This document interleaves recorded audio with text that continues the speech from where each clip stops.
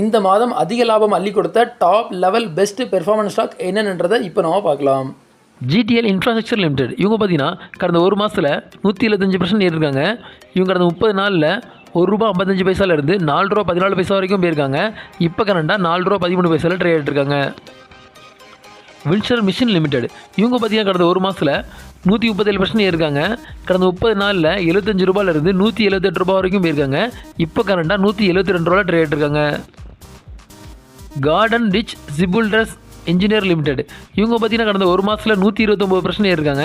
இவங்க கடந்த 30 நாளில் ₹1298 இருந்து ₹2710 வரைக்கும் போயிருக்காங்க. இப்போ கரண்டாக ₹2710 ட்ரேட் ஆகிட்டுருக்காங்க.